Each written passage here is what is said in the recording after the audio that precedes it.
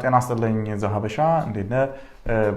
ቤዚክሊ እንግዲህ የኢትዮጵያ ቲፒኤስ በዲሴምበር 15 2025 ዓ.ም ዲፓርትመንት ኦፍ ሆምላንድ ሴኩሪቲ ኢትዮጵያ ውስጥ ያለው የመጀመሪያው ቲፒኤስ ሲሰጥ ለኢትዮጵያኖች ያለው ኮንዲሽን ተለውጧል። ስለዚህ ከዚህ በኋላ ኤክስቴንድ አናደርግም የሚል ለሌሎች የቲፒኤስ ዴዚግኔትድ የሆኑ ሀገሮችን በጻፉት ጄኔሪክ አይነት ስቴትመንት ለኢትዮጵያም ገልጸው ዲሴምበር 15 ማብቃቱን አውጀው ነበረ። የ60 ቀን ኖቲስም ሰጥተዋል። ፌብሩዋሪ 13 2026 የሚያበቃ ማለት ነው። እንግዲህ ለፌብሩዋሪ 13 2026 አሁን ባለንበት ሁኔታ ወደ 20 ቀን ነው የቀረው። ከ20 ቀን በኋላ ኦፊሻሊ ቲፒኤስ ያበቃል። አንድ ጥሩ ዜና ያለን አፍሪካን ኮሚኒቲስ ቱጌዘር ኦር አክት የተባለ የበጎ ሰናይ ድርጅት እና 3 ኢትዮጵያውያን ሆነው ዲኤችኤስን እንደገና ደግሞ ክሪስቲና ናኦምን ከሰዋታል በቦስተን የፌዴራል ዲስትሪክት ፍርድ ቤት ላይ። እንግዲህ ትላንት በጃንዋሪ 22 ነው ይሄ ክስ ፋይል የተደረገው። ወደ 79 ፔጅ የሚሆን ክስ ነው ፋይል የተደረገው። ምናልባት ጉግል ብታረጉት ኦፊሻል ነው ማግኘት ትችላላችሁ። እነዚህ 3 ኢትዮጵያውያን ሳሙኤል፣ ስቴፋኒ ኤንድ አባልዶ የሚባሉ ፕሮባብሊ የ40 የ30 እና የ20 ዓመት ሰዎች ናቸው።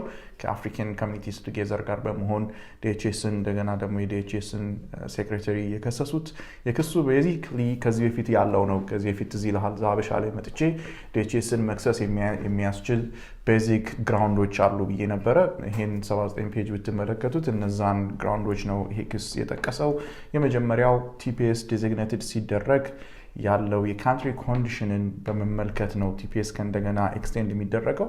ኦፍኮርስ ቲፒኤስ ዴዚግኔት ሲደረግ በዋናነት የተደረገበት ምክንያት የትግራይ ጦርነት ነው። ከዛ በኋላ ግን የባይደን አድሚኒስትሬሽን ለሁለተኛ ጊዜ ቲፒኤስን ኤክስቴንድ ሲያደርግ አገሪቷ ውስጥ የተንሰራፋውን አጠቃላይ ሲቪል ኮንፍሊክት ከግንዛቤ በመውሰድ ነበር። ያ ሁኔታ ዛሬም ኢትዮጵያ ውስጥ አልተሻሻለም። ለዚህ ዲኤችኤስ ዲፓርትመንት ኦፍ ሆምላንድ ሴኩሪቲ ያን መለወጡን በሚያሳይ መልኩ አሰስ ሳያደርግ ኦብጀክቲቭሊ አናላይዝ ሳያደርግ ነው ቲፒኤስን ያቋረጠው።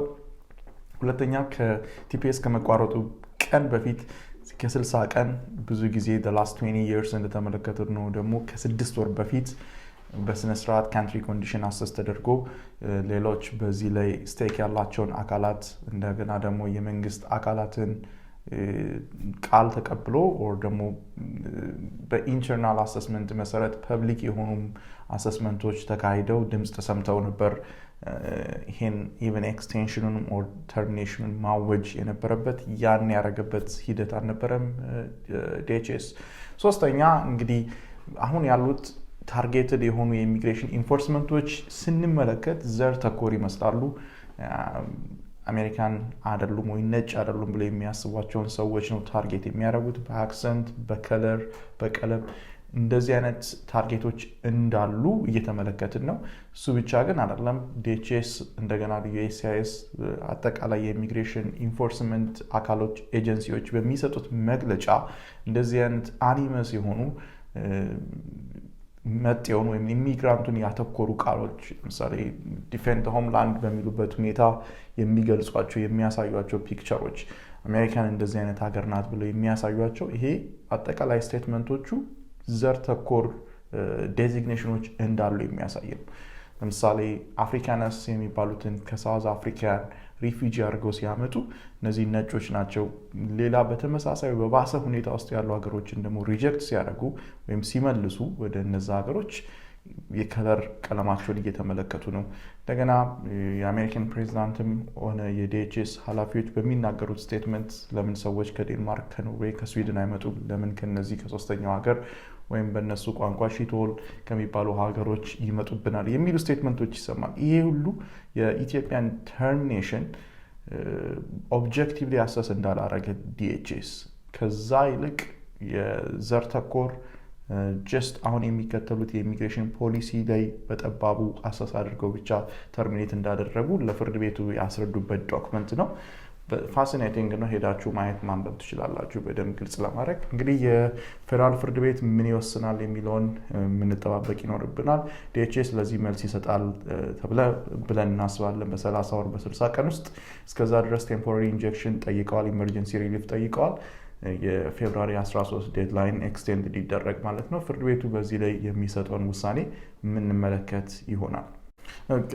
እንዳልኩ በዋናነት ቲፒኤስ ኢትዮጵያ ዴዚግኔት ስትደረግ የነበሩት ኮንዲሽኖች እና በኋላም ኤክስቴንድ ሲደረግ የነበረው ሀገር ውስጥ ያለው ኮንፍሊክት፣ ሂማኒቴሪያን ክራይሲስ፣ ኢኮኖሚክ ክራይሲስ አልተለወጠም ነው አንደኛው።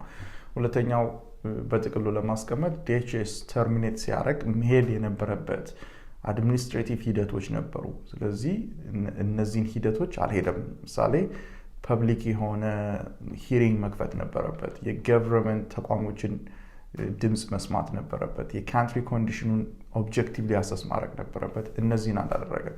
ሶስተኛ ከገቨርንመንት የሚሰጡ መግለጫዎች በጠቅላላ የሚያመለክቱት ዲስክሪሚናቶሪ ቴንደንሲ ያላቸው ዘርን፣ ማንነትን አስመልክቶ።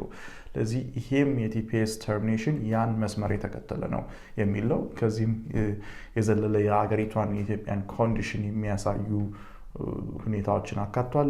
ለቲፒኤስ ፕሮቴክሽን ውስጥ ያሉ ሰዎችም በቂ ጊዜ አልተሰጠም። የትራንዚሽን በቂ ጊዜ አልተሰጠም። ከዚህ በፊት የነበረው እስከ 6 ወር የሚሆን የትራንዚሽን ፒሪየድ ነበር። አሁን ያንንም ከግንዛቤ ውስጥ ያስገባ አይደለም የሚል ነው።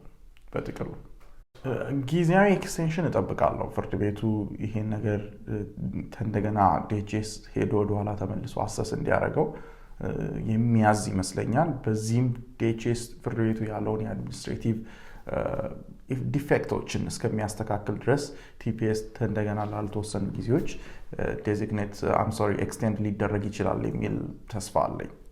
ግን ዊልሲ እንግዲህ የምናየው ነው የሚሆነው። ይሄን ዲኤችኤስ እንግዲህ ያለውን ስቴትመንት ነው የሚደግመው። አንደኛ ብዙ ጊዜ ለብዙ ቲፒኤሶች ተርሚኔት እያደረገ ያለው ቲፒኤስ በዋናነት ቴምፖራሪ ነው እንደስሙ። ስለዚህ አሁን ላይ ግን ትሬንዱ እያሳየ ያለው ሰዎች ከ10 ዓመት በላይ በቲፒኤስ ውስጥ እየኖሩ። ለምሳሌ 1994 ጀምሮ ነው የሶማሌ ቲፒኤስ ወይ ለሶማሌ የተሰጠ ቲፒኤስ የዘለቀው ማለት ነው። እንግዲህ ፐርማነንት ቴንደንሲ ያለው አንድ ሰው ከ10 ዓመት በላይ በቲፒኤስ ከኖረ ቀላል አይደለም። ቴምፖራሪ የሚለውን ስም ሊያሳጥር ይችላል። ስለዚህ ለ4 ዓመት ከ2022 ጀምሮ ይሄን ነገር ዴዚግኔት አድርገናል። በቂ ጊዜ ሰጥተናል። አሁን የኢትዮጵያ ኮንዲሽን ተሻሽሏል። ስለዚህ ፐርማነንት ቴንደንሲ የለውም። አንድ ሰው ቲፒኤስ ውስጥ ከዚህ የዘለለ መቆየት አይችልም የሚል መከራከሪያ እንደሚያቀርብ ይታመናል። ብዙ ሰዎች በኤፍ1 ውስጥ በተማሪ ቪዛ ያሉ ሰዎች ወደ ቲፒኤስ ሄደው አሁን ተመልሰው ወደ ኤፍ1 ለመግባት እየጣሩ ነው። ችግሩ አሁን ላይ ያለው የዩኤስሲአይኤስ ይህን ፕሮሰስ የማድረጊያ ጊዜ ሰሌዳ ወደ 7 ወር፣ 6 ወር፣ 8 ወር ይዘልቃል እና በዚህ ዙሪያ ላይ አከራካሪ ነው። አንድ ሰው ቲፒኤስ ላይ ሆኖ ወደ ኤፍ1 ስታተስ ሲመጣ የቲፒኤስ ፕሮቴክሽን ስታተሱ ቢያበቃ ወደ ኤፍ1 ስታተስ ውስጥ ከመጣ በኋላ ያን ዩኤስሲአይኤስ ውሳኔ እስከሚሰጥ ድረስ ሊጋል ስታተስ አለው የሚለው ግልጽ የሆነ ነገር የለም። በቢ1 ቢ2 እነዚህ ነን ኢሚግራንት ስታተስ ኖሯቸው፣ ለምሳሌ ቢ1 ቢ2 ነን ኢሚግራንት ስታተስ አይደለም፣ የኢሚግሬሽን ስታተስ አይደለም። በዚህ ውስጥ ያለ ሰው ወደ ሌላ ስታተስ መቀየር ይችላል እና ያ ፔንዲንግ እስካለ ድረስ ሊጋል ስታተስ ነው። ለምሳሌ ቢ1 6 ወር ነው። ልክ 5ኛ ወር ላይ አንድ ሰው ወደ ሌላ ስታተስ ወደ ኤፍ1 ስታተስ ለመግባት ይሞክር የዩኤስሲአይኤስ ላይ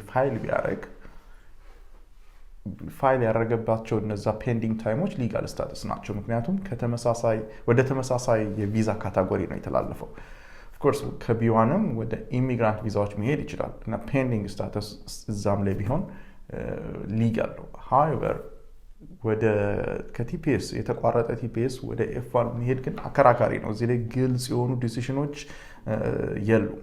ለዚህ ብዙ ሰዎች እንግዲህ ጥንቃቄ እንዲያደርጉ ነው የምንጠይቃቸው። በተለይ የህግ ሎየሮቻቸው እንዲያናግሩ አድቫይዝ አደርጋለሁ በዚህ ዙሪያ ላይ በሚዲያ ከሚሰጥ መግለጫ ይልቅ።